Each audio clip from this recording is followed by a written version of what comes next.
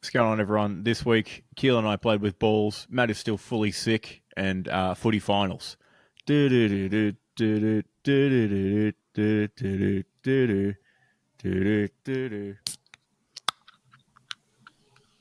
going on, everyone? We're here with episode number 121 of the Storm Beach podcast, talking about all things great and garbage from our sports during this week. What's going on, fellas? Not much. I don't think we need to clarify anything about that intro at all. Do we usually? No. Well, fine then. Perfect. I don't know why I'm being so specific about it today. Mm-hmm. Oh, that drink is interesting. Matt, what's going what do you on? got there? No, don't just skip over it. What do you got?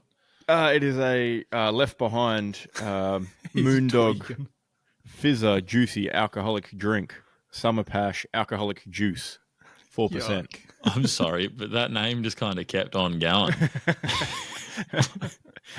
There's a lot of words on this can. Is it hyphenated or what? No hyphens. Oh, okay. No hyphens. So it's not a beer. No, it's an alcoholic drink and an alcoholic juice. Is it okay?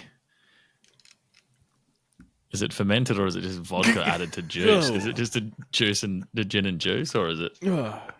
I don't know.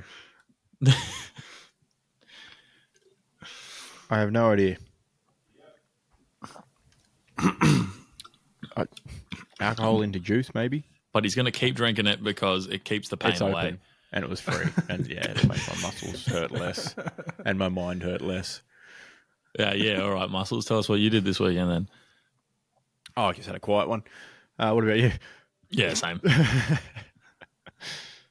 I had a housewarming, which was good. Many people turned up. Matt was not there. Sorry, wait, I got a thing for that.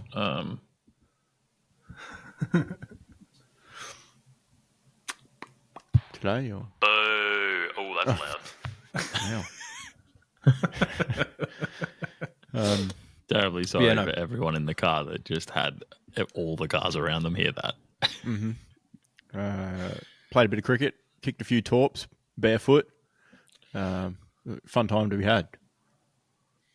Yeah, so you're feeling it. You're feeling it now? Everything hurts. Yeah. Not to mention I'd done a bunch of moving stuff around on Friday to get things sorted, and was still running around Saturday. When Sean turned up, I was in the shower, still getting prepared. So was already sore, and then the hot tub did feel good on my sore body at the end, but the tendons in the back of my knees on both sides were cramping up, like the ones on each, like the inside and the outside. If you flick those tight little boys, they were cramping up by the end of the night, even while I was in the hot tub. I wonder what it's from. You reckon it's from kicking the footy? Probably. Because my right one's been a little bit tender as well. Probably that, and just trying to put my foot through the fucking ball, dude. Yeah, probably trying to kick monster torps and swinging the grip off the Wahoo cricket bat. Fun was had by all. Mm-hmm. It was good, especially Sean, who was trying to decapitate anyone at the crease with his savage bowling. Maximum effort. Nothing but effort balls from him. Which is why my shoulders sore, because of the revenge balls that went back his direction. Mm-hmm. Yeah. You bowl bounces in the nets, you get bounces bowled back at you in the nets. That's what happens. Facts. Mm-hmm. My favourite bit was when someone bowled it to Sean, didn't quite make it to him, so he picked it up off the ground and lobbed it to himself to swing and hit, and missed it as a ute went by, and they jeered at him for missing. Well deserved at that point. And thanks there, Isaac, for skipping ahead to Butcher of the Week. That is Sean's first ever nomination for Butcher of the Week, actually. Excellent. Yeah, you can't get away with a very poor athletic effort here in Australia. You will be made fun of, especially not in a more rural area. Yeah. This isn't the private school neighborhood. This is cane growing country we're talking about here. Yeah. Maddie, what's going on with you? Quite a bit. Pretty action-packed. Mm-hmm. Nah, not really. Yeah, sweet. Anyway, moving on.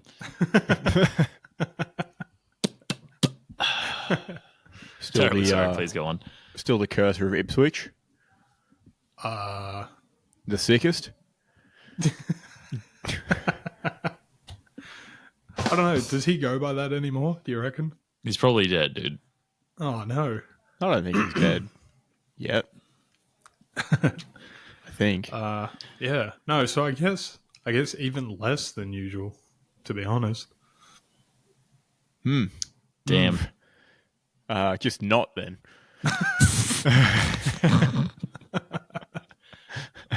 Bruh. Pretty grim. I think I'm finally getting a little bit better. Yeah. Which feels good. Maybe you should in future take some sort of preventative measure to he avoid does. getting He's got sick. that 5G blocking chip on the back of his phone. That usually stops it. Yeah. Didn't keep my phone close enough by, I guess. Yeah. Got that 5G poisoning last week. Do they have 5G in Ipswich? I think it's 4G for now, but it still works. Yeah. They put up 5G, but someone stole it. You're all over them tonight. All the 5G towers are in one bloke's backyard. Got the best coverage in town. Yeah, I'm actually looking at the Telstra map right now. That's wild. It's like nothing, everything, nothing. Wow, that's crazy.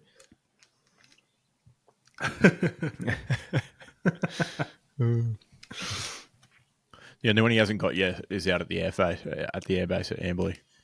He's planning it out like a GTA mission to break in, steal that one. There's no convenient ramp-shaped hill in front of that airbase, which is the problem. Yeah, exactly. And car physics aren't quite the same in real life. Yeah, there's no highway tunnel ramp-shaped hill underneath the airbase. Why not? Good. Matt, have you been working on your craft at all in your downtime? Doing any mining? No, not really. Not really? Nah, You have any other banked up minutes that you'd like to share? I have stuff I can say. We're on a podcast. Have at it. Well, it's probably beating a dead horse at this point because everyone's talked a little bit about Apple and some of their unsavory practices. For example, the big buildings with the big nets they have, which, that never gets any credit. That they've put these big nets to save people's lives. So that's something. But, people talk a lot about that Apple are forcing all these people into labor and stuff, but no one ever seems to comment on the fact that it's all Chinese people, No blacks, no whites. What's going on there? It's not very diverse. I just think they need to step up their game in 2024.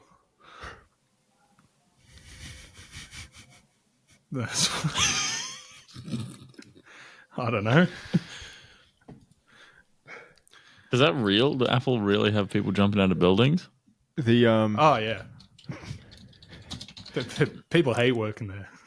Life and death in Apple's Forbidden City. News article from 2017. Oh, here's your problem. You're not making jokes on current affair. You're making fucking 7-year-old jokes, I see. Sorry. Your jokes are in year 3, dude. No, it doesn't line up, does it? Year 2? Anyway. Somewhere around there. Yeah. Yeah, no. The only benefit for Apple is that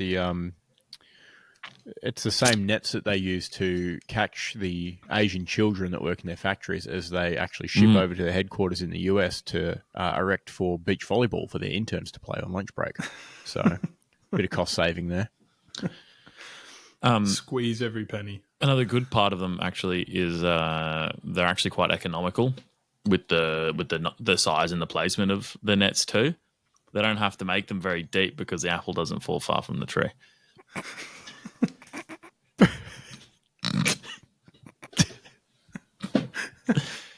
I can leave if you'd like. Oh, hold on. That's such a That's pretty good. that's such a shit good joke. Thank you. I thought it would tickle just that 1 neuron, maybe. Yeah, I'm surprised that their Apple campuses that they build aren't called trees. That they don't call them that. Mm. It's something they would do. Oh, I yeah. think. Absolutely. Maybe they refer to it as like the orchard, for all we know. The collection of buildings on their campus. It's just a building. It's actually a tree of knowledge, man. They do unironically have those like bicycles, which are giant circles, and you all pedal and they move around the campus. What? What? You mean like the one at Broadwater Parklands? Yeah, it's as funny as you can possibly imagine. So if I search Apple bicycle.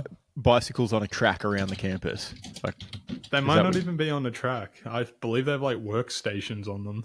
And it's like so people can like exercise and pedal around. And it's like those ones. No, it's just a bike. It's literally just a fucking bike, dude. Is it? Yeah. I thought it was going to be. Oh, what, the Apple Smart Bike? No, the bikes they have on their campus. At least this article in 2011. Apple's campus bikes are classically minimal. Yeah, the wired one. Yeah. Fucking what a wanky article. Classically minimal or just the cheapest bike they could buy, dude? The cheapest bike you can buy that was designed 150 years ago. Oh, hold on. Someone shared that exact article in r/cycling, which means someone's going to be taking the piss out of it. I don't know if this is a real website or not. Here's what everyone's thinking. Not really sure why the author of this article was gushing over these bikes. Classically minimal. Yeah, the least amount of parts to break, you mean. But also, this dude brings out a good point. Not sure how a multi-speed bike with caliper handbrakes, fenders, a rack, and panniers qualifies as minimal. It's true. If you had got Apple employees a single speed BMX with no brakes, I think that could be classed as classically minimal. Yeah, exactly. If they had campus penny farthings to roll around on, sure.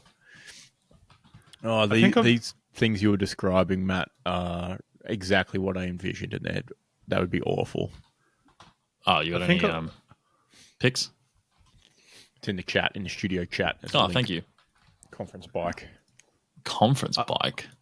I think I could have possibly been pranked by like watching a TV show. Dude, that's in the movie with Old Mate, Wow Guy and Vince Vaughn. Owen Wilson and Vince Vaughn, the intern or whatever, one. The Google one. Yeah.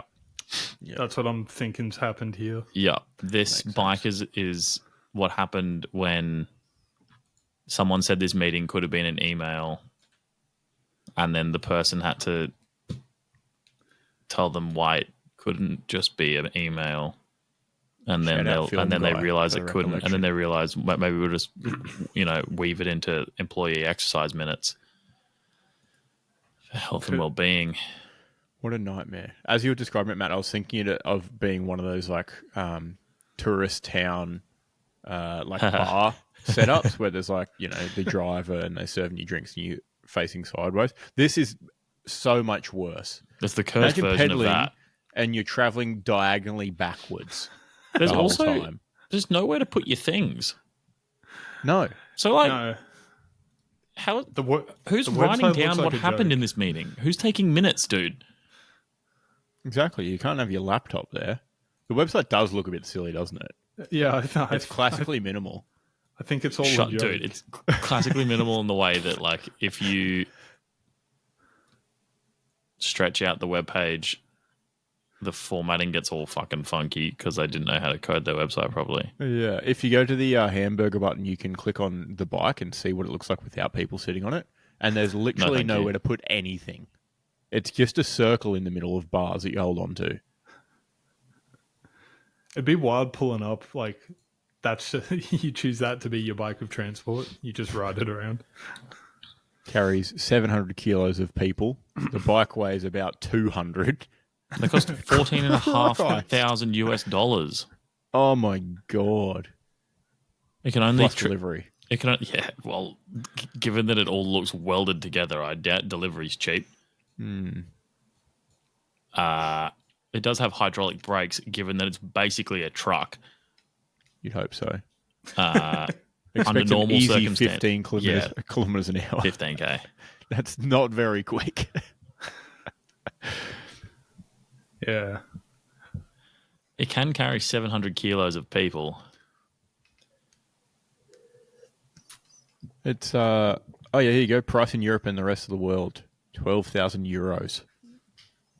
12,000. Well, their factory is in Holland. Jeez. Now this does scream. No, it doesn't. Of course, the Dutch have invented some weird different bicycle. Well, no, I was thinking about that, and then I thought, no, they wouldn't do anything this stupid because they appreciate the bicycle. Yeah, maybe they didn't design it, but they're good at building them. Yeah, I reckon an American walked in and went, "Yeah, no, I need a bike for 7 people for sure." And they were like, "Ooh, no, that is sacrilege." Yeah, exactly. They appreciate a classically minimal bike. And then the American dude was like, "Oh yeah, I'll be charging $14,500 US for each of them, and you can have 50%." And they were like, "Oh yeah, no, fair enough. We'll jump in on that." Yeah, good. It was made by an artist.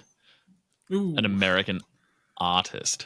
Tough look. It was first performed at the Nagoya Museum of Art, which looks and sounds to be in Japan.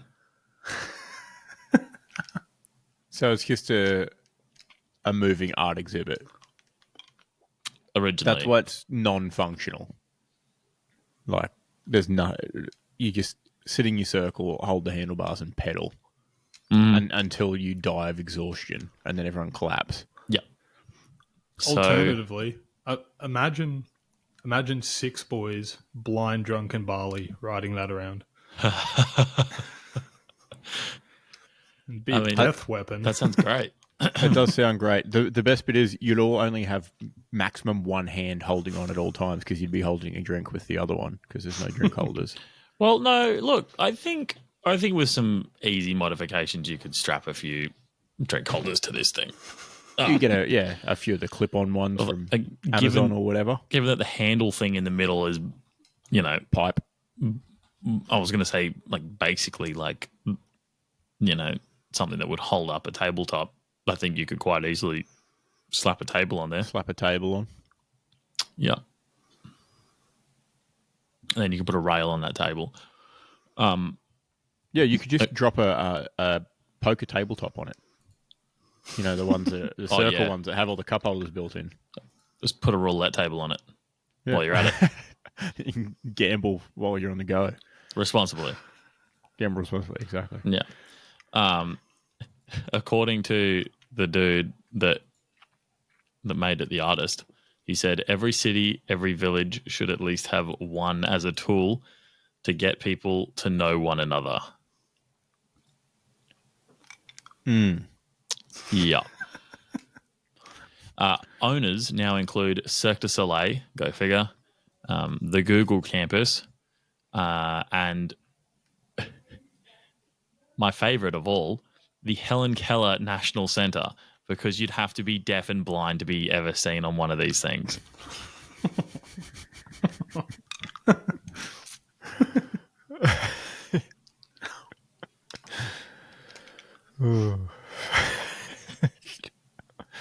They already have a ton of party bikes, apparently. They have the beer bike, and it's a big It's like a little shuttle cart with just bicycle pedals, and you all sit side by side, and there's a big... Yeah, that's big what I keg was at saying the front. before. Yeah. They're much better. Designed, at least. Yeah, in the way that it's not a stupid shape. Yeah. And at least you don't have to walk to bars. Although I feel like you'd get over pedaling at some point. Ooh, 24th of April 2024, a culture article from the Escape Collective, A Night on a Beer Bike, deconstructed. Oh my God. Fucking journalists, dude. Just write with language that people use. How hard is it? All right, well, do you... You know what really grinds my classically minimal gears?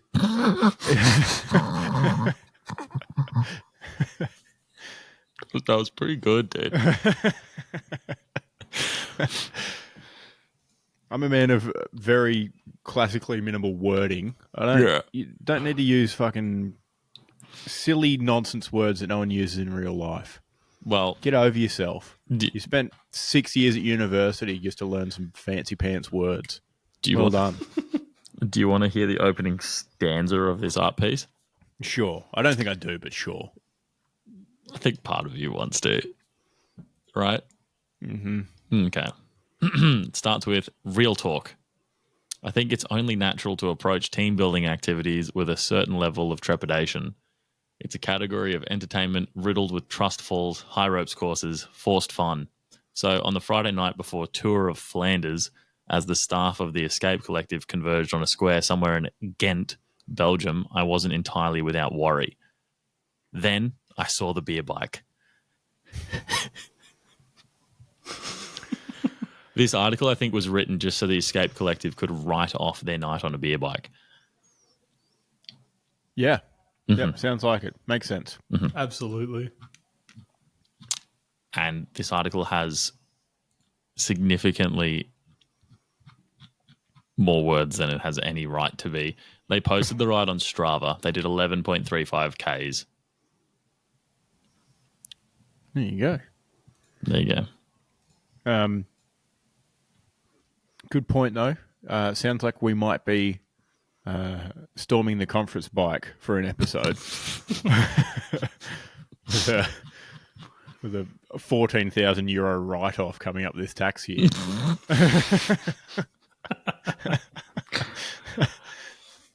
So it would legitimately be cheaper for the three of us to just go to Germany and ride one of these beer bikes for a night and come back. And I think it'll be a hell of a lot more fun. Yeah, but then you won't own one. Then you won't own a conference bike that you can take it anywhere you want. Yeah, really. That's not the sell you think it is. You can try and one man pedal a 200 kilo bike anywhere you want. Your legs would get huge so quick. Why is the bike made of corrugated steel? Is there any... It's part of the experience. It's a wrought iron bike. Is there any photos of what the gearing looks like? I'd really like to see. Should we move on? Probably. No, it's all good. From bike chat. I really like talking about bikes. It is a funny bike. I'm upset I was duped, though, by a movie. It's like coming on confidently going, Did you guys hear about that elevator tunnel they built that goes right through the core of the Earth? You mean Total Recall? I thought you were referencing Journey to the Center of the Earth for some reason. But no. As I pointed out, they have sold them to Google. Oh, no. So no shit. People have sold nothing to Google and won the court case afterwards, saying that they were selling them invoicing fees. That's all the invoice said, to be fair. It's actually genius, though. You just got to ship something to Google and then send them an invoice afterwards. And they go, oh, yeah, I guess we bought it. That is a genius idea. if you send enough things with enough invoices to enough rich people, you're probably gonna get some hits. You would think. Yep. Shotgun approach. Cast a wide net. People that are very poor and don't like have any concept of money or can't keep their money well, like them and the elite rich are like in the same of not caring what's happening. But it's only like the vast majority of chumps that like watch their money. Like you get that $12 blip in your credit card and you're like, what the? I never ate at IGA Beamley, and then you're like, oh, no, wait, it was probably that pie I got. But the elite rich, the point I'm making is, $1,000 mark on their card. They're like, oh yeah, it's probably legit. True. Or the lawyer that's already skimming them is like, huh, I forgot. I don't know what this is, but I better keep quiet about it. Yeah, exactly. Speaking of skim, the Association of Dairy Farmers of Canada now have 2 conference bikes. Why? That would be fucking literally one of the worst countries in the world to ride one of those things because it's fucking frozen over there for 9 months of the year. So the director of the program, Gilles Deschenais, says we used 2 conference bikes in 2006 to promote our nutrition messages for dairy products here in Canada.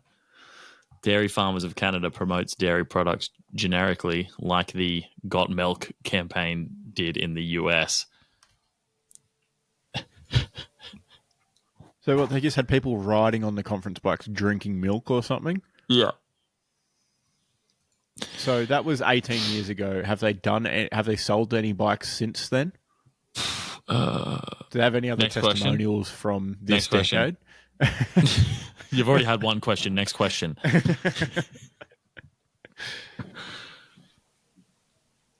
All right, should we move on from Storm the Bikes? No. Someone set a distance record of 109 miles in 14 hours on one. That sounds like no record at all. Well, that's the longest and furthest anyone's ever gone on a conference bike. It's like the useless AFL stats equivalent of a bike statistic. As a single or dual user vehicle, I feel like the conference bike is marginally above Flintstone Mobile as a mode of transport. Like incredibly heavy.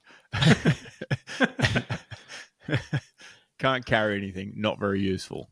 Gets you, 100 miles in 14 hours. Yeah, but there's no petrol cost. He's right.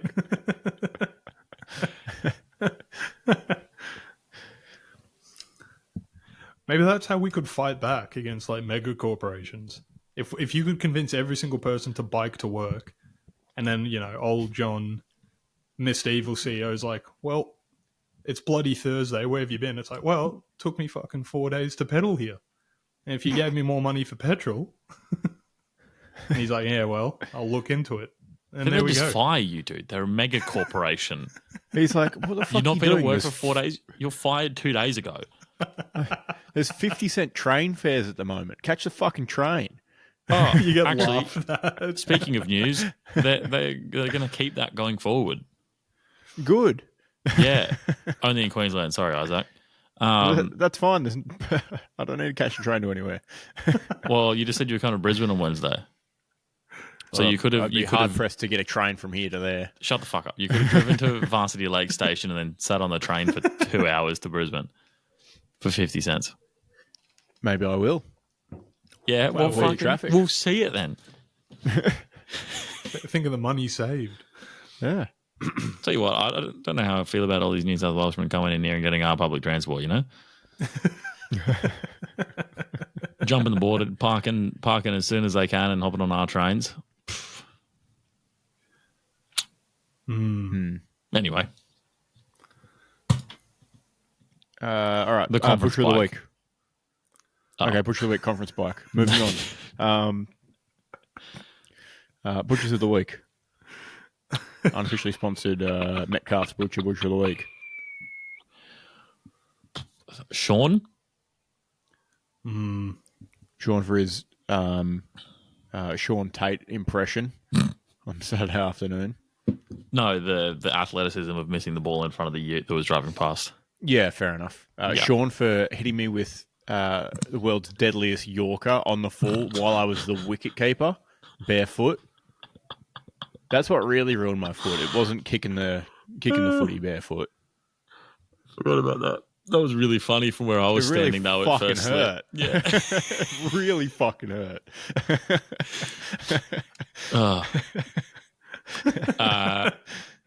Yeah, look, Sean was out for blood. I think at that point he had already had a few CCs. Mm-hmm. You know how he gets. Oh man. And yeah, that's why my shoulder's sore, because I had to get revenge on behalf of the boys. All right, my nomination, Butcher of the Week. I was going to do a footy-related one, but I just thought of another one now. Butcher of the Week, everyone who spent time setting up my brand new 3-year-old tent for people to stay in. Yeah, that was me. Or maybe Butcher of the Week for the people who didn't stay in the tent, because no one ended up using it. Yeah, I'm going to go with the idiots who decided to change their Mr. plans Brazil. halfway through. Yeah. Yeah.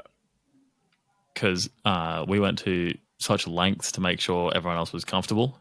As project lead on that temporary housing project, I think we did a pretty good job as well. I think you did too, as project sponsor, given I gave the instruction of what needed to occur and championed it and provided the materials. And then I disappeared to say hello to people who turned up. And then I came back around. By the time I made a lap around the house, the tent was up. So that was pretty good. I've set up a tent or two in my time, so... Yeah. To be fair, my lap around the house was about half an hour. It was. So... turns out the original site provided wasn't quite as kosher as originally thought either, because by the time we put the awning up, we were in your tree. Yeah. Yeah. Only on one side of it, though. Yeah. We could have definitely set up on flatter land, given it wasn't used anyway. It could have been put up anywhere. Yeah. I'm just glad I didn't get in the way, you know? But yeah, Mr. Brazil, decided to go home. He sent me a message when he got home, which is at like 2:30. And I was like, hey, Gareth, if you want to stay warm, you can just sleep on the couch. You know what? Fair play to him. That drive was long. Is long. It's a long slog until you get to that Ampol at Chindra. Yeah. For there's actually some life-saving snacks. Yeah. We got some Haribo and they went down a treat. I'll have you know. Did you get into the Haribos that were here? Oh yeah, we knocked over like a whole packet. Of course. Yeah. We didn't take them with us, but like I saw they were there when food started coming out, and I was like, yeah, let's have a crack. Yeah, fair enough. You got Discount Warehouse down there or something down? No. Oh. No. We just got a lot of Haribo. You fucking made of money? Yeah. They were the cheapest lolly option at Super Value IGA. This week's sponsor of Super Value Butcher of the Week. Wait. Super Value IGA at Ballina. Got a whole rump. $8.99 a kilo. A few weeks back. $30. I have no context for this, sorry. How much are they normally? Rump steak, even as a whole one, from say a super butcher. Very cheapest, economy rump steak. Very, very cheapest economy rump steak would be $19.99 a kilo, maybe. Oh, geez, that's a wicked deal then. Yeah, so very good. And it's not bad. For everyone listening, please jump over to YouTube for like the 34-minute mark and just watch Matt sneeze. It was surprisingly entertaining. There we go. I've muted him for when he comes back. Oh, I'm shaking my desk so hard. Oh, here he is. I was just about to ask him as well what his nomination was. Matt, we muted you. You gonna unmute him? Or are you just gonna leave him? He's not realised, I guess. So many pop-ups. There you go. There you go, Hello. Matt. Nomination, Butcher of the Week. My butcher of the week is Ipswich Quality Meats. Fantastic value, great taste. Sauce size is delightful. This week's Super Butcher of the Week Is another butcher. is an actual good butcher. Well done. Yeah, Excellent. pretty good. Yeah? Good value, great taste. Yep, good. Now, good size. now, random question. I think Keelan and I might be thinking the same thing here. As a vegan household, Yeah. do you have many vegan options in the butcher? No, I bought them anyway. Not many vegan options in the Ipswich butcher. None at all. Yeah, interesting. We were thinking the same brain. It's actively discouraged. Weird that. They throw you out.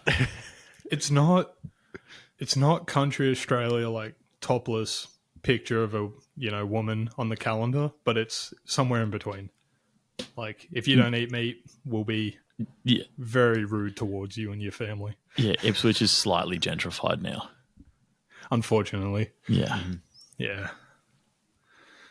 Speaking of butchers of the week, Isaac, the lamb at your housewarming, my goodness. Oh yeah, those lamb ribs are good. They That hit were different. Originally not even bought for the thing. They were just in the bag with the other meat. I'm very glad you So they may just have got lumped accidentally cooked into them the then. barbecue with all the chicken wings, into the oven with all the chicken wings. So they are very good. Often get those. Whack them in the air fryer. They're phenomenal. Get a little bit crispy on the outside. Nice and tacky. All right, given it's almost been 40 minutes, we'll move along. Any movements on the shit list? This fucking guy, dude. What'd I do? Fucking sneezing and coughing. It's not contagious through the fucking internet, dude. Yeah, I know, but audio medium here. I'm thinking about quality for the listeners. Oh, this is easy. He just popped the buttermenthol right in the fucking... We're not a Mate, I've had it illness with your ASMR bullshit. podcast. I've had it with your trash. I'm sick of it. I've had it up to here with you. All right?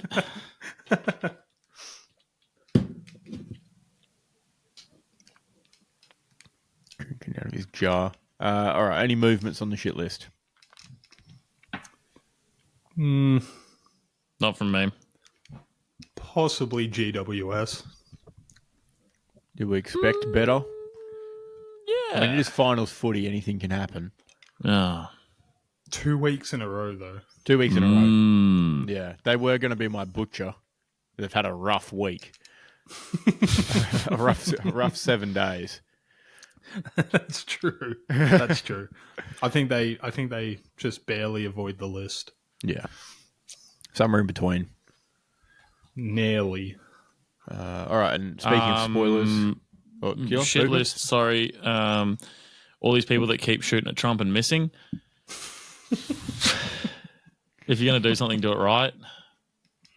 Better to whole-ass one thing than half-ass two things. Yeah. I can't help but think if it's happened twice, now it's well and truly like cat's out of the bag. Everyone's like, well, bloody hell. Like, how hard can it be? I want to have a shot at this. Yeah, like, the dude literally shot at Trump from his own fucking golf course between things and a fence, dude. Like...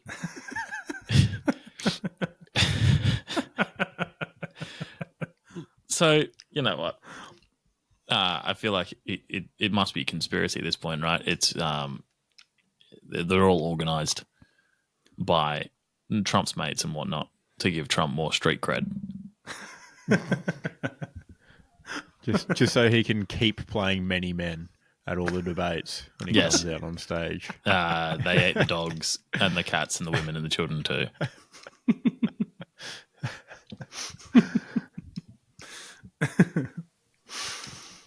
Yeah, crazy. To be fair to those people, ducks are delicious, and I'm sure geese are too. That's a good start, actually. Those are much better animals to eat than dogs and cats.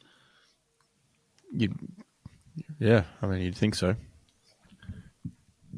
Surely, though, he's going to have to glide around in one of those, like, Pope-mobiles soon enough.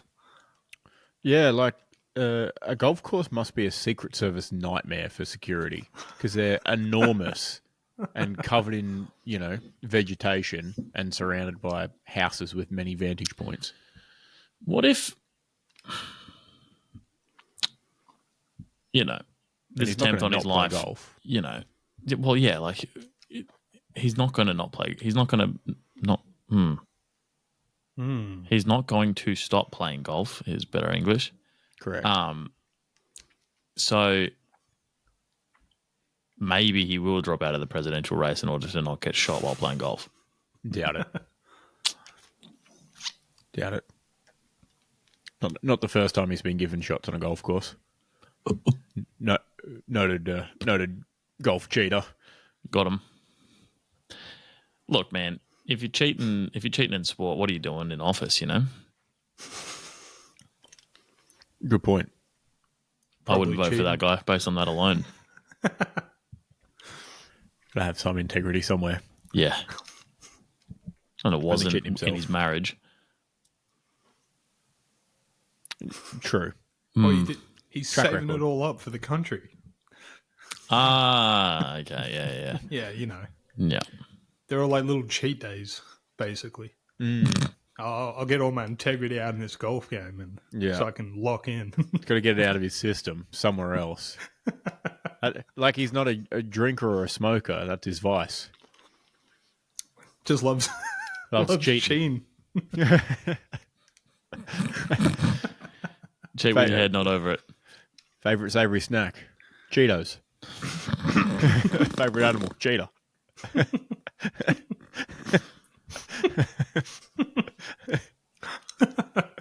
You got any more of those?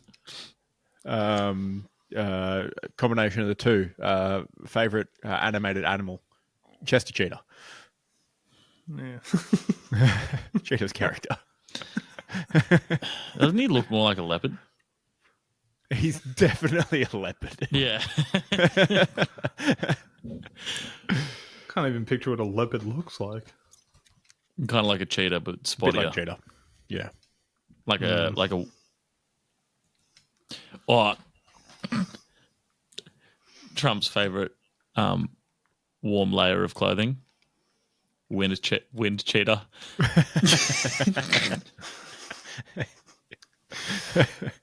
Favorite baseball player? Derek Cheetah.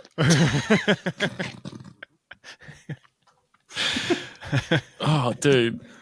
Oh, man. So this Storm on the Beach or that We Got the Chocolates podcast or whatever?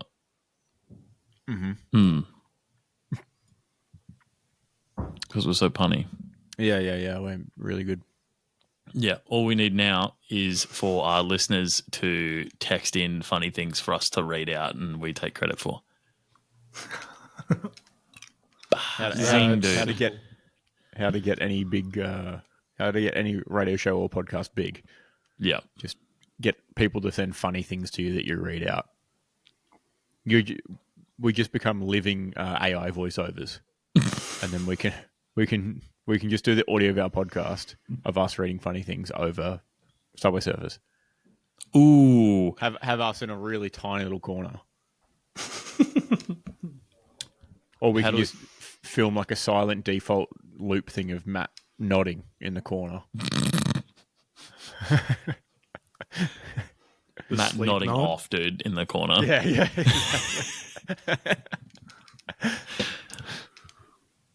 Absolutely.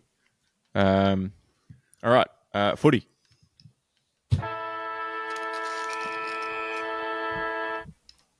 Friday night, Adelaide Oval. Port Adelaide, 11-9-75. Saturday, Giants, Lions. Get back here. Friday night, Adelaide Oval. Port Adelaide, 11-9-75. Hawthorn, 11-6-72. Keelan, your thoughts?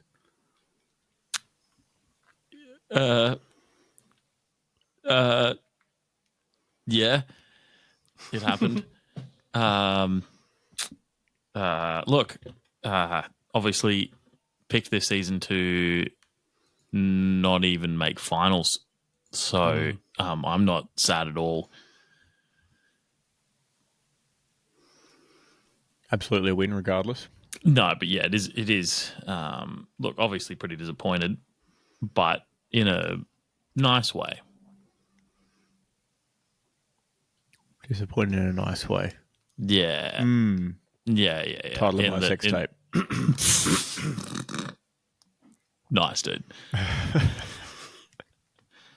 Yeah, I think Ken Hinckley needs to grow the fuck up. Because the main difference between him and Jack Ginnivan, there's two actually. Jack Ginnivan is young, obviously Ken Hinckley's old, and Jack Ginnivan's is a bit pretty, and Ken Hinckley's ugly as fuck. So just like you can't go around saying that shit when you have no redeeming qualities. I'm sorry.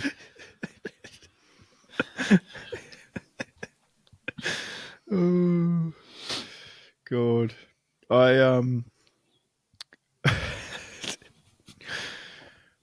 love ad hominem. You say, yeah, but you've got a small dick, so yeah. No, but like I'm not even making up things or assuming things about him. I'm making a judgment based on very public, objectively old. He is old, and he is factually an ugly man inside and out. There you go. I'd like to remind Port fans you heard it here first. They were booing him, I don't know, 2 months ago. Not long ago. Yeah, so maybe stop being such fair weather fucking nonsense, which is ironic when your logo's a fucking lightning strike, dude. But yeah, have a great week next week when you get smacked. To be fair, it does make sense that people near a port would be fair weather fans because they only work during good weather. Yeah, okay, fair enough. Yeah. More on that, but I'll do my recap. Oh yeah, please. Longish one. Oh, it kept on developing. Is it going to make me sad? No. We'll see about that. I mean, it might bring up sad feelings, but I can't control how you feel. Fucking. All right. Hopefully it's somewhat enjoyable. Disappointing. La. Sorry, please go on. Despite a great spell of threefer by the Wizard, the Power turned the lights out on the Hawks' blazing season, falling within spitting distance of a swing at the Swans. The Hawk captain's 2 were behinds, the only thing that could hamper the Hawks. Ken wasn't very zen in his mojo dojo Port Adelaide Oval after the win, re-establishing heteronormative learned patriarchal behaviours by verbally assaulting a smaller, younger challenger male. Perhaps Port should have been conserving that energy for when they sail to the Harbour City next week. Nice. Thank you. That's pretty good. Matthew? I've just got Hawkthorn heartbreak. Well, to be fair, that was taken straight off the back page of the paper on Sunday. So.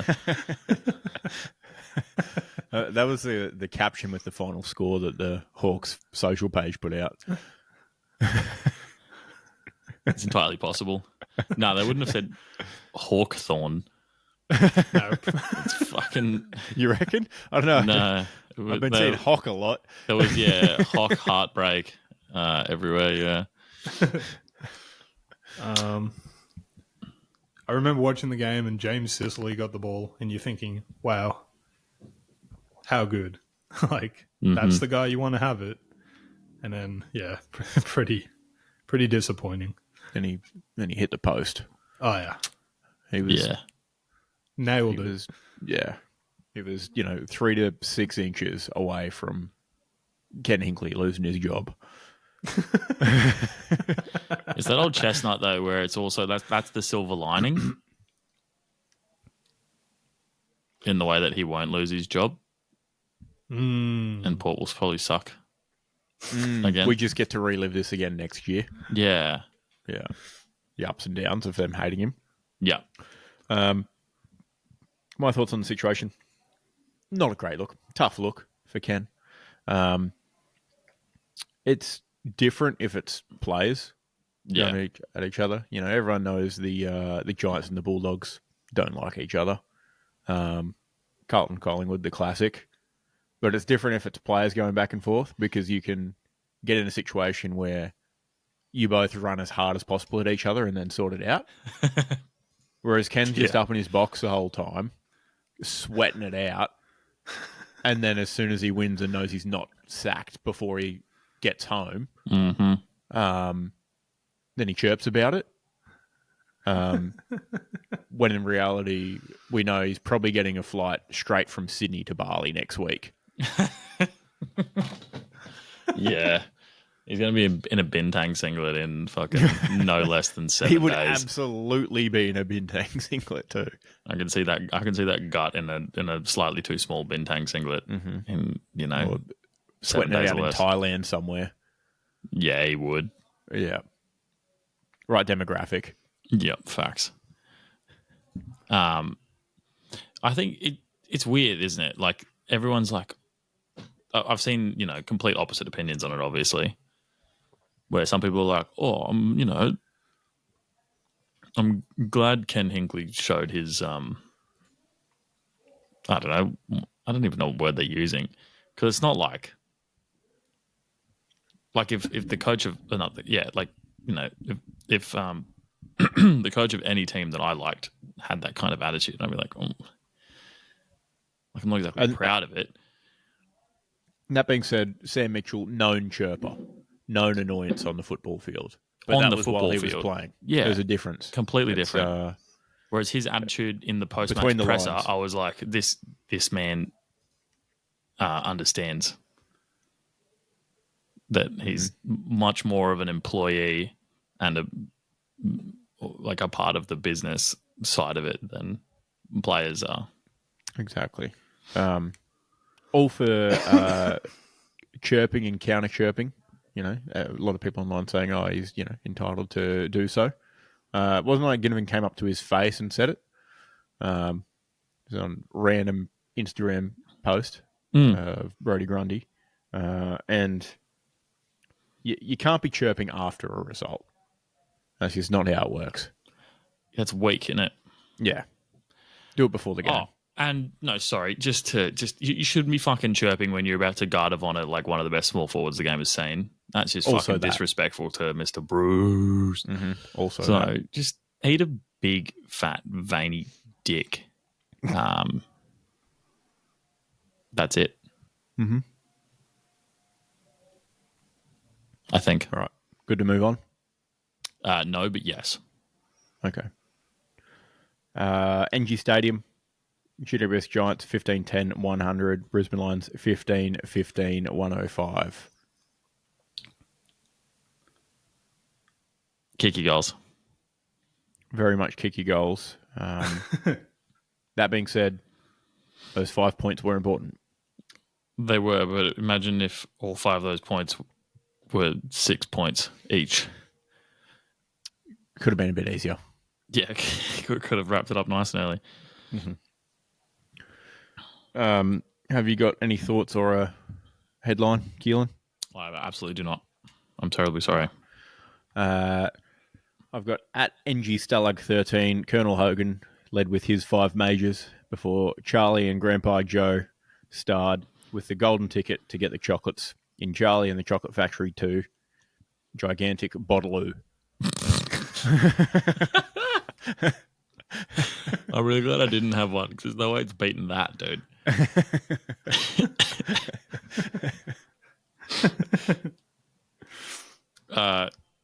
Actually, something about the power surge in Adelaide the previous night taking all the energy out of the Giants. Everyone else can fit in the rest of the pieces in there to make it more funny, but that's the kind of general gist I'm going for. So. All right, cool. Thanks. Matt? Yeah, Mo. That team sure did suck last night. They just plain sucked. I've seen teams suck before, but they were the suckiest bunch of sucks that ever sucked. I don't know. It was... That's anyone talking about the Lions until 3/4 time or whatever. Yeah. It was a weird game because the Lions did suck and then the Giants sucked. And it's not fair to take away the effort from Brisbane, but I think it's also absolutely... I think it's like 50-50. Like, Brisbane came back. That's good for them. But, like, the Giants bottled it big time. Mm-hmm. So It was like a 1-2 punch of bottling it and another team digging deep. Yeah. I think I saw a stat or something like that from in the last quarter where it was like Brisbane had kicked 5 or 6 goals from 18 combined kicks. Yeah. Like in general within the game. Yeah. Like a third of the kicks that they had made in that time period were ones that went through for a goal, which is wild. They previously kicked 4 goals with 120 kicks or something. Fucking hell. Yeah. Will Ashcroft just hit another level, didn't he? Yep. It was, But out of this game, Lions' second largest ever finals comeback win. I think Miracle on Grass might be the... Let me find it here. Was that even finals? The other one was 47-point comeback, Geelong v Carlton, 1931 preliminary final. That's the only other biggest one. Oh, dude, the Miracle on Grass, right, wasn't even a finals game. Weak sauce. As if a non-finals game gets a title like that. Yeah, I think this isn't Miracle on Grass V2. This is Miracle on Grass 2.0, dude. Mm. Mm-hmm. And also, Giants knocked out in straight sets after leading for 250 combined minutes across both matches. The Swans game, the Swans were leading for 5 minutes 44. And the Lions were leading for 10 minutes 22 in total. So they're bad. Not good. At least. Yeah. Yeah. Probably the early summer warm snap that we had. We've sort of receded back into winter a little bit. Certainly not tsunami conditions for the Orange team.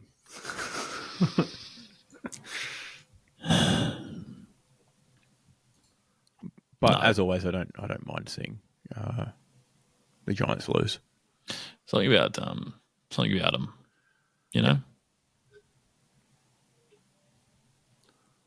It's I think it's mainly them being the newest club having success. If they could not have success, that would take the spotlight off Gold Coast for a bit. That'd be swell.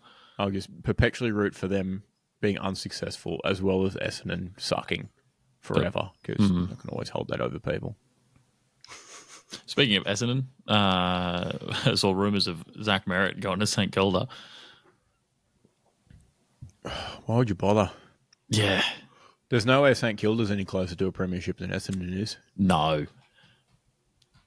So it's just like, what are you doing at that point, you know? He's just going to be the only guy over there too. No, there's that one other dude, Jack Higgins. He's a dude. Sure. So he'd potentially be one of 2 dudes. Move from 11th down to the team that was 12th. That's mate. He and half a game behind. So hear me out. Right? It's not about winning trophies and whatnot. It's about the legacy you leave. And by going from Essendon to St Kilda, he would both simultaneously make 11th place a worse team and make 12th a better team. So he would be bringing 12th up to 11th next season. Now that's legacy. Sure.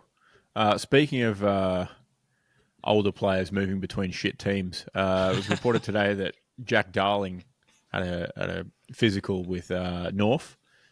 potential multi-year deal in front of him at the age 32. Oh, that's shocking for Matt, that is, but also like that was a great segue.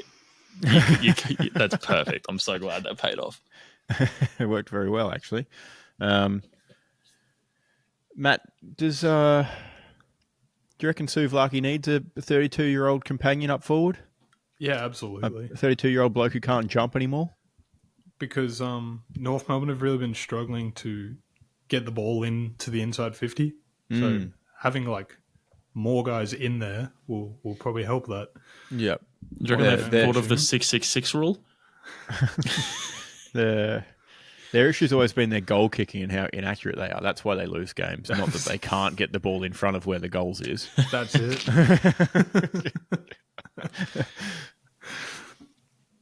So yeah, you might as well go out and get a aged full forward who definitely won't work up the ground to help get the ball in deep. Send Souvlaki up there.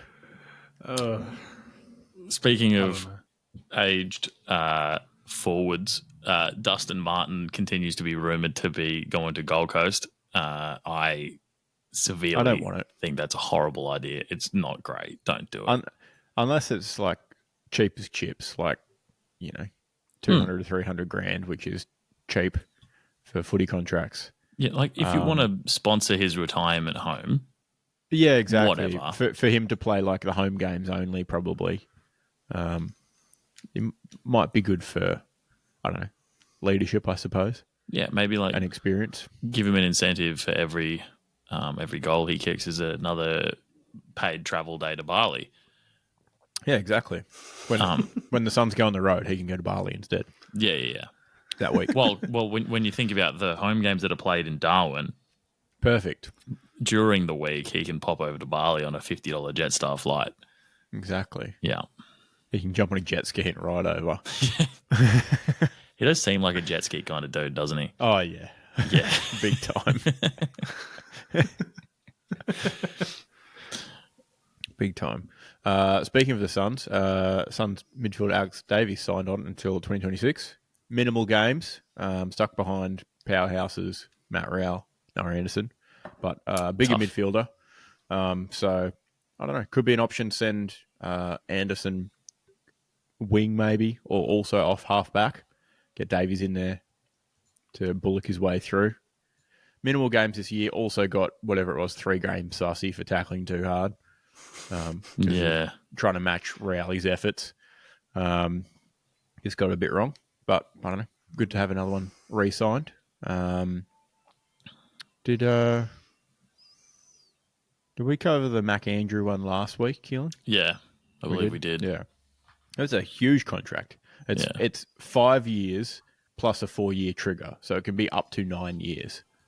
So it's 5 years guaranteed. Aaron Norton, eat your heart out, fucking hell. And then if he plays enough games, then it's 4-year automatic extension, because the initial extension would have taken him through to free agency anyway.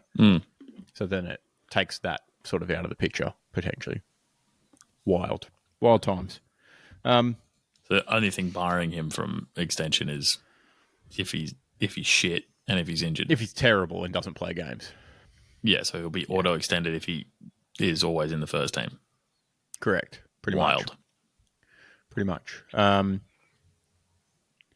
Circling back to the North interest in Jack Darling.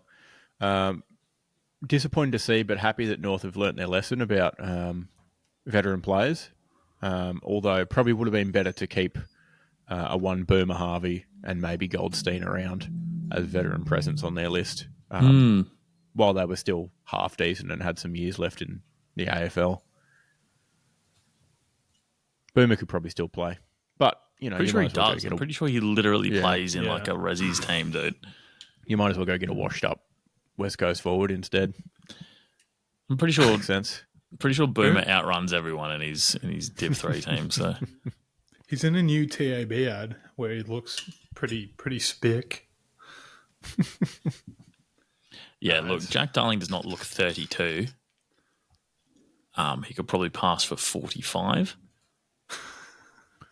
It's the dry hot weather really ages you. human jerky over there. It's the westerlies off the ocean, yeah, and the easterlies off the fucking rabbit-proof fence that really do it to you. That's how wind works, right? You say they're from the direction they come from, right? That's correct. Yeah, cool. So, yeah, sweet. But then, how do you explain Nick Nat looks younger than 10 years ago?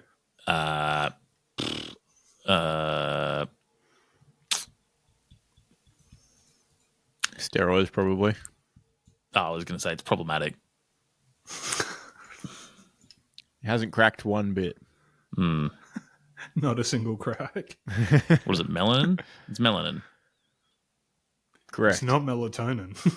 Yeah. Well, he could be sleeping well. He probably is. He's probably having a great time. Doesn't have to lumber his huge frame around. Not sunburn either. Around a footy field. Also true. All right, should we recap? Before you go on, I'd just like to point out that we hit like 3 or 4 excellent segues in a row back there. So I just want to give us just a little quick round of applause for us. Yeah, we're making our way around campus pretty well on the old conference bike. Nice throwback, dude. Shoe and recap. Slightly disappointed I didn't go head-to-head with Matt because that would have been great. It would have been a real sweat, though. I would have had to watch the game. Matt had the orange team. You would have had a worse time at your house. Oh, yeah. Would have been terrible. I probably would have been smashed. Yeah, you would have been pissed by the third quarter. Would have been absolutely hammered and not seen the last. Matt had the orange team, lost by 5. Keelan and I had Hawk, who lost by 3. So we're still all square. Standing is still the same. Keelan, myself, and then Matt on the list. Although Matt did make... Oh, wait, no, hold on. He lost by more. Matt actually fell away a touch. Yeah, you lost a couple of marking points. They might all make the difference. You never know. If it comes down and we're all still tied for the granny and there's some, orange team getting beaten by conservatively 1 billion points action, Matt could get up on grand final day. Anything's possible. Anything's possible. It could be not like last year, which was close, but some of the years prior where there was GF blowouts. Don't think you should say it like that. Why? Why not? Why not? You don't have GF blowouts on grand final day?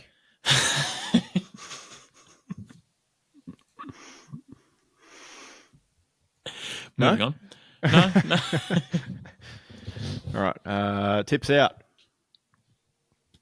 Quick fire. Couple games to pick from. Oh, there's a few games here. Hold on. Let me just. I'd just like to point out that I tipped 0 and 2 last week. Fuck me. Well, I got 1.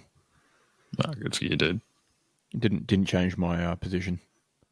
Preliminary finals. Friday night, 7:40 p.m. Sydney Swans. Sydney Cricket Ground. Sydney Swans, Port Adelaide. It's Sydney. It's Sydney. Yeah. Sydney by a lot. 24. Just quietly, Zach Butters might be like top 5 of my least favourite people on the footy field at the moment. Why's that? I don't know, man. Just like the faces he makes. Collingwood has 23 people that play every week, dude. Top 5. Well, he just seems to get a lot of enjoyment of like laying into people. Like I know Matty Rowell gets a lot of tackles, but Matty Rowell doesn't have like psychopath face when he tackles someone. Also true. Matty Rowell seems like the kind of guy that would like, actually help someone up and say sorry if they run into them. Plays the right way. Yeah. Whereas Zach Butters, I think, legitimately was on some sort of stimulant in order to play through his bruised ribs because the hits he was taking, mostly giving, were large. So I'd be surprised if he had the same ferocity against Sydney this week because his ribs have only surely gotten worse. Absolutely. Well, given the week before he, was withdrawn mid-game from the pain. And, clearly he's tough, but he's not ice hockey, play with broken sternum tough. I don't think anyone is. I don't know. My ribs are a little bit sore after getting headbutted that one time at basketball. I played through the pain. Exactly. But yeah, look, not necessarily surprising given Port Adelaide is the Collingwood of Adelaide. So fair assessment. But yeah, that's part of the reason I'm picking Sydney, also because they're the favourite. Yep. And just better. Good choice. Now, my path to the grand final is still alive.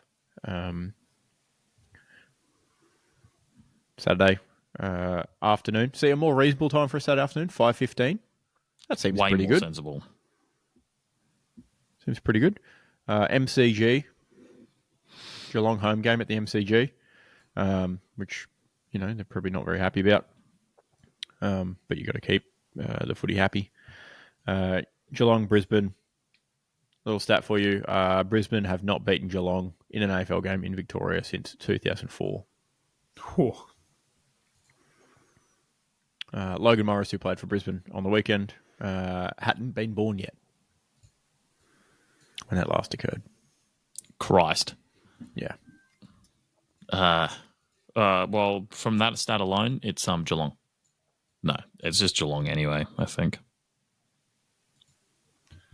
Does the Hoodoo still exist? The MCG Brisbane Hoodoo? Yeah. I'm willing to say it does. They're a bit scarred from about this, similar to this time last year, aren't they? Yeah, I suppose so. Plenty of experience on there now in September. Matt? Yeah, I'm going to have to take Geelong. Taking Geelong as well. Now, I'm going to go with my bracket. I'm going to go Brisbane. But also there's another reason behind this. Katy Perry is grand final entertainment, right? I swear Katy to fuck. Perry I swear has to a Christ. song called No, don't do it. Raw. There it goes. All signs point to Brisbane. Sure. Sticking it to the big VFL, Sydney versus Brisbane grand final at the home of footy, the Melbourne Cricket Ground.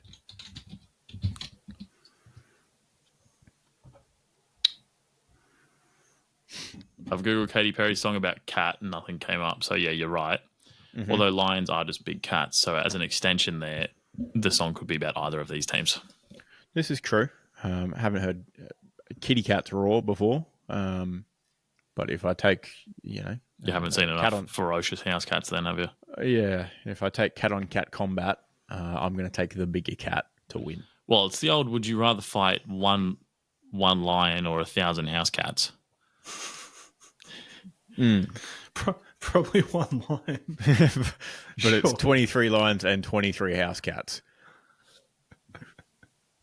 And the house cats are one down after one of them got a fractured skull or whatever the other week.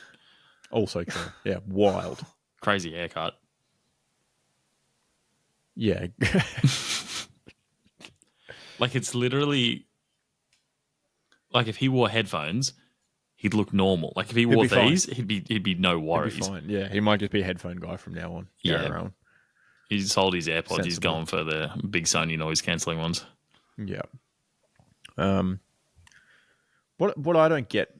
they've obviously probably mowed in a strip to do that scar, although it's a bit wiggly. Surgeries that seem pretty anal, usually around getting rid of the hair from the surgery area.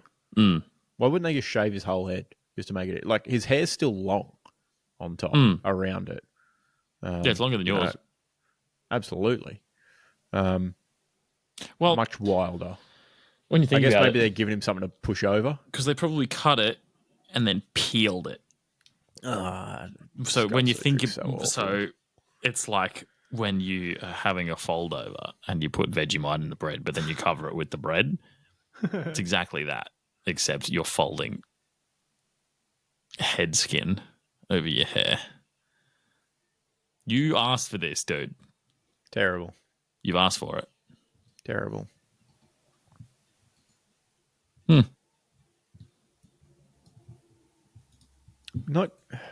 Maybe they did. Not convinced. There's no nerves between your skin connection to your skull. There is obviously in the skin itself, but not in between. So, like, once you've, been given the initial incision by local tribe, they rip it off. And it's tribe? very, like Native Americans. And they scalp you. Sorry. Yeah. They cut around it and they rip it off. And the worst bit about it is the noise it makes. Dude, his head is squiggly on purpose. I didn't realize it was that squiggly. Well, I can't imagine it, fractured in a straight line. No, but I think the staples are for his skin, dude.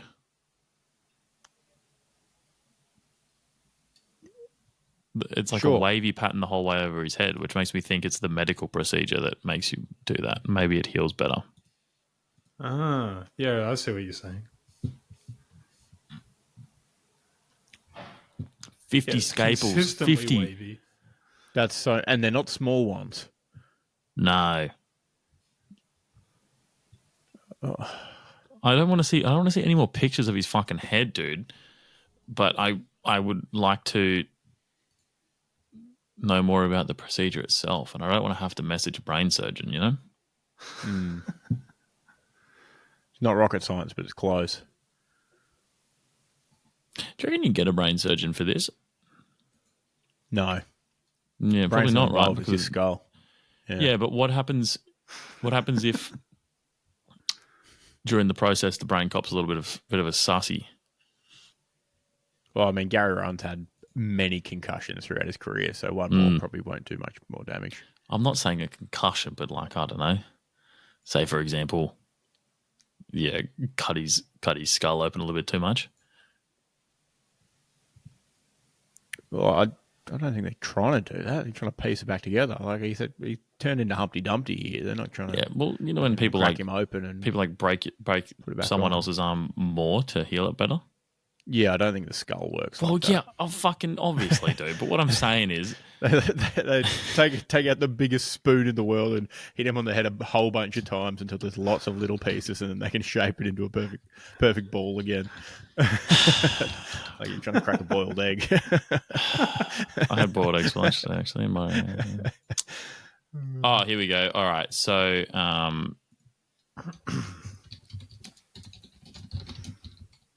what they've done actually is they've used the Japanese art of kintsugi.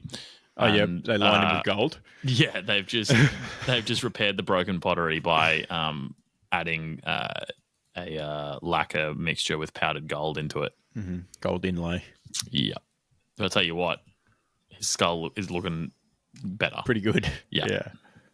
Hope he's got private health for that. All right, here we go. So Reddit hit me with a not safe for work warning on the photo of his fractured skull, yet it's like the back page of the Herald Sun.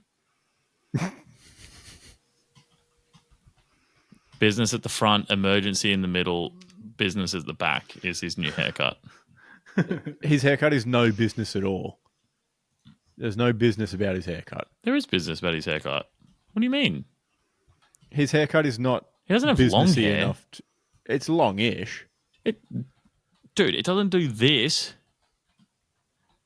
Well, no, it's not Grind Myers length. So you've got what we call really business short hair. You've got really short hair. Back and sides. No. Yeah, Doesn't touch really the short. ears, business hair. Neither does Gary Rowan's, to be fair, because it's been cut right at the ear. Yes. He's got a headband missing from ear to ear. But it is, trimmed square at the back. There's no additional hair at the back. He's just got like a little bit more on top because he's not walking into the barber like you and asking for generic white businessman haircut. Yeah, because he's not business. There's nothing business about him. That's fine. God, it is brutal, isn't it?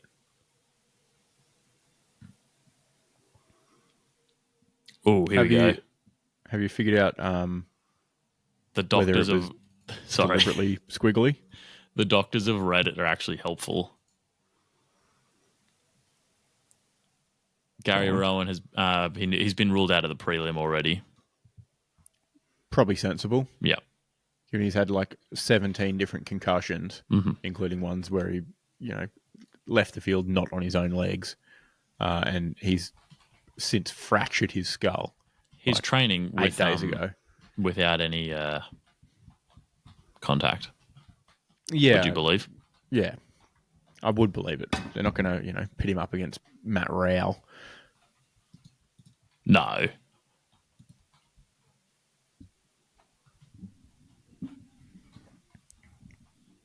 All right, podcasting here. What have you got? What are the doctors saying? Something about peeling back the skull. Sorry, the skin. Yeah, that's about it. So the thing I said, but I don't know why it's... Oh, someone's had the exact take of yours. Gotta love how instead of shaving his whole head, he's decided to leave a gaping chasm. Yeah. It's a reverse mohawk rotated 90 degrees. The Grand Gary Canyon. And Jesus fucking Christ. Like, they're going to have to go in there and whip out all 50 staples again. Why? Well, he's not just going to live with staples in his head. He's not a fucking orc. Thanks for that.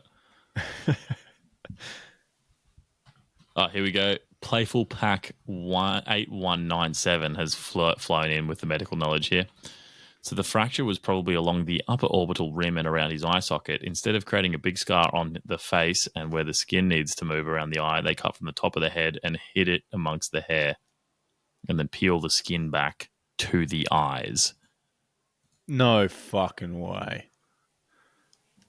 Yeah, I don't believe that. There's no way they peeled his face halfway down. There's no way, right? Skin can't work like that. When was the injury? I must have missed it. Turns out it was in the VFL. It was. Yeah. And then someone said it looks like he got an elbow to the eye, and then fractured skull the next day. And then there was also an elbow to the head. So who knows? Who knows? I want to find one of those surgical videos they have sometimes. Oh, someone found footage of the scans. Oh, let's go. Ah, he's a fucking dickhead. It's a video of inside Homer's head.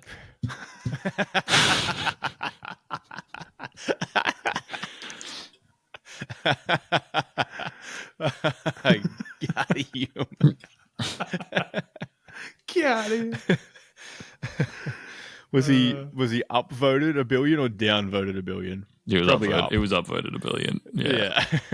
No one even replied to him. They just left it for fucking the next for guy, everyone. The next chump. Oh, I'm currently logged into Reddit as Storm in the Beach podcast. I'm going to head with an upvote. Excellent. How good. Got you with the classic, counting behind the fence with the one hole to look through. I mean, I don't know enough about medical to question it, but I can't imagine they can peel the skin that far down. I would very much imagine it. It's one of those things where, I've heard weirder things that they do. You can't just do it. I mean, there's not much muscle going on in this bit down, or the top section at all. And some people, there's not much muscle from fucking here down, dude. The whole way. So your skin's just like vinyl wrap around your head. On the top, yeah. That's why you don't insane. Die from scalping. And it roars when you rip it off. Like if you're pulling vinyl wrap off something. It's like that's the noise it makes when they rip your scalp off. Someone's played a lot of Assassin's Creed 3, huh? That was one with Native Americans. Yeah, I have played a lot of that one, actually. I think everyone played a lot of everything up until 4, right? Is that Black Flag? Yeah, the pirates in it. Yeah. Yeah. Played some of that one. Yeah. And the movie that they made was actually pretty good at explaining the concept in a short period of time. What movie? The Assassin's Creed movie. Oh. Oh, it had Michael Fassbender in it, I think. Yeah, the Fass. Yeah. I didn't see that. Yeah. It's actually not bad. No. You didn't have to know. I feel like you didn't have to know the video games to figure it out. Like, they explained it quite well. Who did he play? Did he play Ezio? Oh, he plays Carl Lynch. Is that the... No, it's... Yeah. It's like modern day set, but with throwbacks in it. It's not like based off the game. It's just based off the general story. There's a sequel? There's a sequel to that movie. Interesting. Oh, no. I think it was going to happen. Yeah, look, I don't think it was a box office hit, for example. It was not. It was a fucking movie made about a video game series. Like, it's never going to do the best, but it was not a half bad movie. But watch Rings of Power first so we can talk about it. Yeah. It was 18% on Rotten Tomatoes, so I won't be watching fucking Assassin's Creed, the film, anytime soon. It's not that bad. It's not that bad. That's just a bunch of sweaty virgins that know of the games and then, probably got some stuff slightly wrong. 18%, dude. It's not that dog shit. Okay. I guarantee it's not 18%. It's more like a 40%. Yeah, like what's another movie? Find me another movie with 18% on Rotten Tomatoes. It's not 18%. It's easily 23. I don't think I've ever been on the actual Rotten Tomatoes website. I've only ever seen the preview of how many percentage it is. So, Dude, the new Transformers is 90%, brother. Ugh. See? There's no way. The Penguin season 1 is 93%. Is that like a David Attenborough series? Or? Hey, man. Can I sort by audience score of... Yeah, you can sort by audience score of Rotten. Here we go. Oh, it's all fucking cringe shit.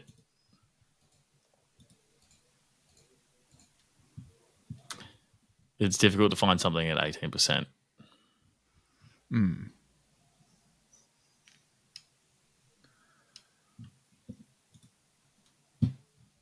No, can't do it.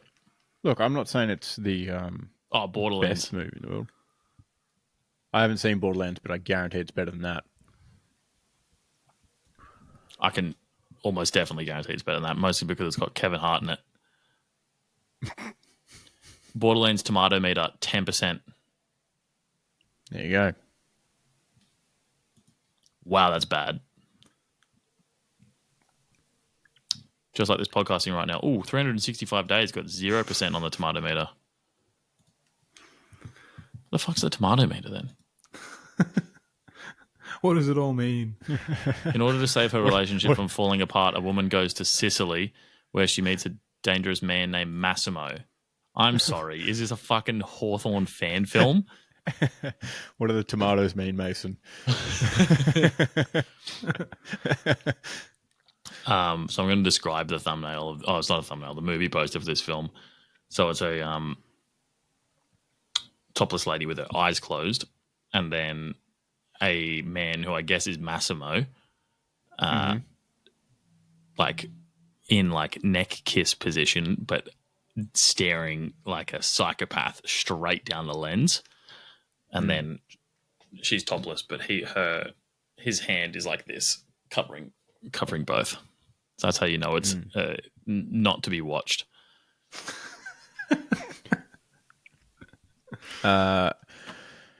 All right, we got sidetracked. Back to footy. Shoe in of the week, boys. Sydney. Oh, I'm last. Never mind. Oh, it doesn't matter. Sydney. Fuck you. Doesn't matter. Do we dare do it? I don't know what I have to do to try and get ahead. Like, I have to go against... I can't pick Port. That's insane. Well, you could do what you did last week and pick one from the other game that you genuinely think is going to win. I could try. I don't think Port are going to win, though. So the hope of Sydney losing is pretty slim.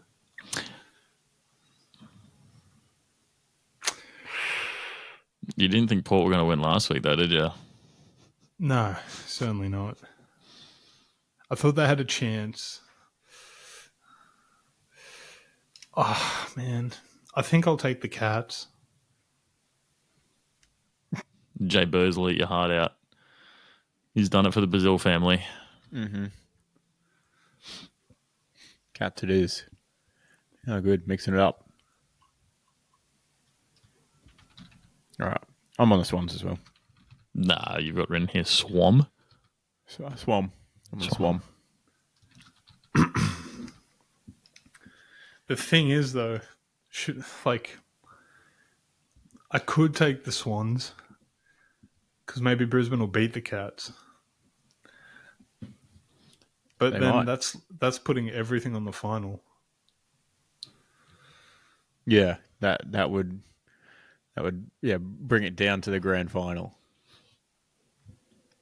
Wow, what a finale! How good's TV? Well, you go all or nothing now. It's not even all or nothing, though. To be fair, is it? No. I'll stay with the Cats. You don't. I don't think you want to leave it until next week. I don't know. I don't think there's much I can do from my position. It is impressive that we're all on 17 at the end of the season. It's impressive how low Matt's margin is. It's pretty crazy, actually. Yeah. Given I was, I think, 4 behind Matt at one point. Mm-hmm. Way back. Yeah, I had some tough beats 2 weeks in a row at one point. Yeah, I think I had like 3 Sydney losses there for a bit. Yeah. Keelan had back-to-back Sydney losses, -1, -2. Back-to-back weeks. Yeah, it's been a wild shoe this year. Mm-hmm. This still legitimately could come down to the grand final. Correct. Absolutely. At that point, Matt does have to make a decision. Yeah. But anything could happen this week. Yeah. Could Port beat Sydney? Seems unlikely. Mayhaps. Anything is portable. Oh, fuck off, dude.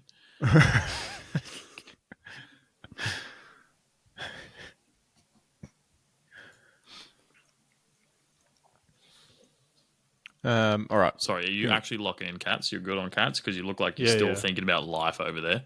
Touch move on Cats. Yeah. What do you got for me, Keelan? Not much happened.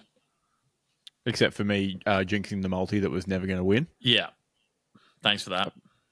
Take that to the bank. Yeah, anyone that shorted Isaac's multi would have come up with a fortune. Yeah, they would have been laughing. Yeah.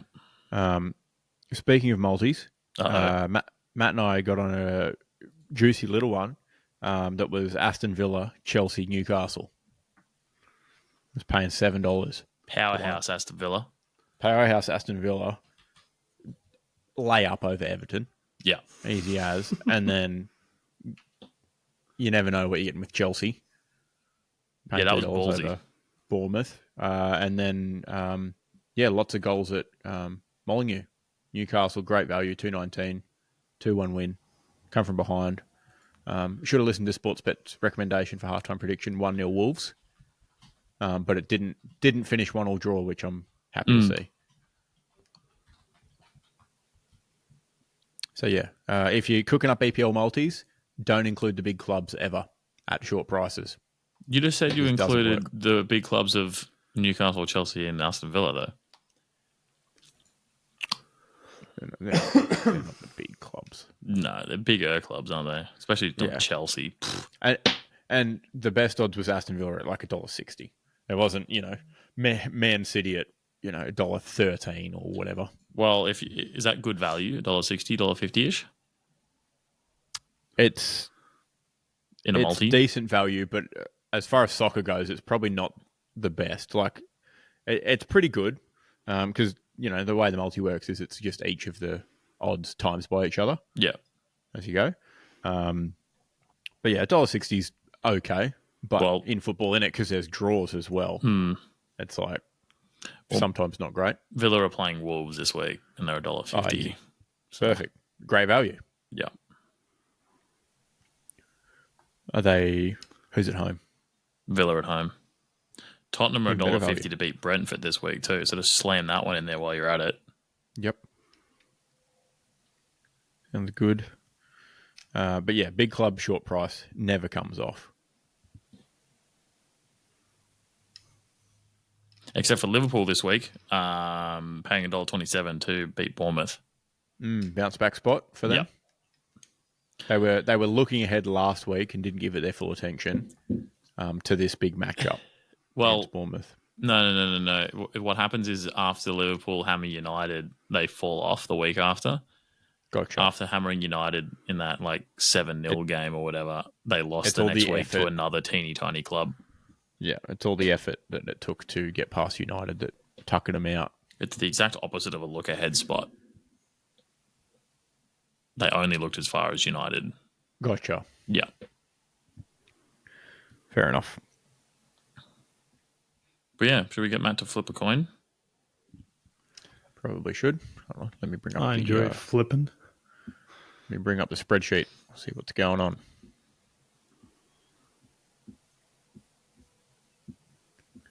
And then I'll bring up the sim. I better try to get back to 0.500. Chelsea are paying $2.10 to beat West Ham at London Stadium this week. I don't know how I feel about that because I still don't know how I feel about either team. Yeah, I know, right? What are we up to? We're at 121 now? Yep, 121. So 121. Excellent. All right, so we have 2 flips to do. Is it you and Matt? It is you and Matt. Oh, shit, dude. We're going for double heads. Double heads. All right. Oh, Leicester playing Everton. That's a free $2.40. Great value. Hammer Leicester. All right. Share this. Viewers at home, we have the flip. A couple coins ready to go. Is that a good omen or a bad omen that it's already tails? Don't know. Because it surely can't go tails again. Surely not. Ready to flip? Yeah. Heads, please. Go. Tails, heads. I was second, aren't I? And the order was... It was Matt, because we didn't do a flip last week when he was away. We didn't do a flip last week because Matt was away, but it was your flip, Keelan. Oh, what the fuck, dude? Let's go. That's bullshit. I was watching the second one. I was putting all my heads vibes into the second one. Well, Matt's very welcome. Matt, you're a cunt. I was putting all my head vibes into the first one. Well, you didn't fucking put enough vibes in, you sick dog. I will never forgive you for this. So mad. I'm furious. Oh, it's so good. You took something away from me that I really cared about. Yes, the flip. And now I'm just going to continue putting in my tips. I'm not going to tip a draw again this week.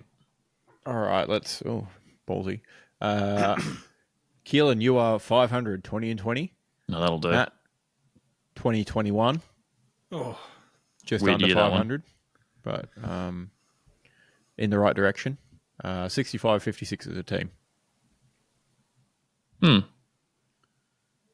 Things are evening out. It's 44.63% heads. So it's taken us 3 entire footy seasons.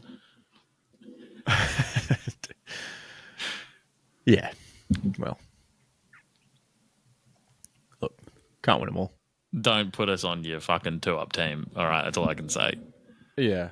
Global stats, Tails is ahead 50.39%. Still. Grumpy. Yeah. All right. Thank you, boys. I'll see you next week. No, thank you. Cheerio. It's going up. And from all of us here at Storm on the Beach, good night.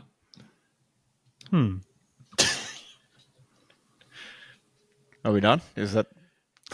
Sorry, or good afternoon, or good morning, or good day, depending on when you're listening to this, I suppose. Mm-hmm. To the ladies, good morning.